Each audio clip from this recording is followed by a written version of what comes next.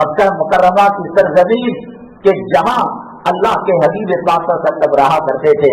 مدینہ طیبہ جہاں آج آرام فرما رہے ہیں، وہاں تبلیغ کا کام منع ہے، وہاں دین کی دعوت منع ہے، وہاں کلب کھل سکتا ہے، سنیما کھل سکتا ہے۔ یہ مردود و ملعون سلمان جب گیا اور اتنے مکے مدینے کے لوگ اسے دیکھنے کے لیے آ گئے، عرفات کے میدان کے اندر جو منظر تھا اس سے زیادہ خطرناک منظر مکہ مکرمہ مدینہ طیبہ میں۔ اللہ ان کو غارت کرے، اللہ ان کو نیست و نابود کرے، امریکہ کا اعلی کار بننے سے حرمین شریفین کی حفاظت فرمائے، اللہ تعالیٰ خلافت کو قائم دائم فرمائے، عدل و انصاف اور قرآن اور حدیث کی بنیاد پر جو مملکت سعودی عربیہ بنایا گیا، کعبے کی حرمت کے صدقے میں، مسجد نبوی اور نبی کے روضے کے صدقے میں اللہ ان شرور اور فتن کا خاتمہ فرمائے۔ کیا مزاج بنا ہے، لڑکی آئی ہے جانے کے لیے، اور وہ علاقہ جو قوم سمود پر عذاب آیا تھا، اللہ کے نبی صلی اللہ علیہ وسلم نے فرمایا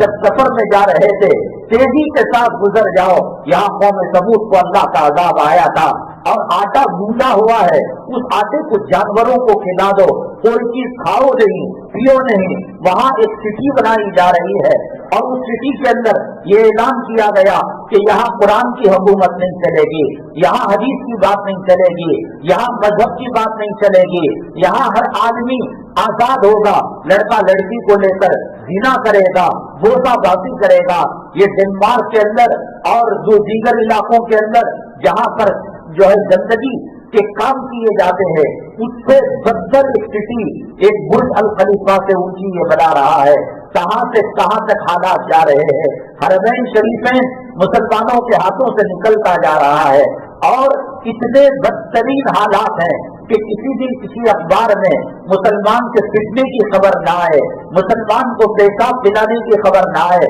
مسلمان عورت کے برقع چھیننے کی خبر نہ آئے اور داڑھی مڈانے کی خبر نہ آئے۔ ہر 2 دن کے اندر ایک خبر آ جائے گی۔ مسلمانوں کو ایک عادت سی ہو گئی ہے، ایک کمپرومائز انہوں نے کر لیا ہے۔ جب نماز کی عزت نکل گئی، علماء کی عزت نکل گئی، مؤذنوں کی عزت نکل گئی، میں نے بارہا یہ بات کہی ہے، قیامت کے دن سب ننگے اٹھیں گے۔ اللہ کے نبی صلی اللہ علیہ وسلم نے فرمایا سب سے پہلے حضرت ابراہیم علیہ السلام کو جوڑا پہنایا جائے گا، اس کے بعد نبی کریم صلی اللہ علیہ وسلم کو کپڑے پہنائے جائیں گے، اس کے بعد امت محمدیہ صلی اللہ علیہ وسلم کے مؤذنین جو اذان کا کام کیا کرتے تھے ان کو کپڑے پہنائے جائیں گے، اور ان کی گردن سب سے اونچی رکھی جائے گی، ان کی اذان کی آواز جہاں تک جائے گی وہاں کی چیزیں ان کے حق میں جنتی ہونے کی اور بشارت دیں گے۔ اتنا آج کیا مقام ہے مؤذن کا، وہ چیف جسٹس ہیں، انہوں نے کہا میری بیٹی کا نکاح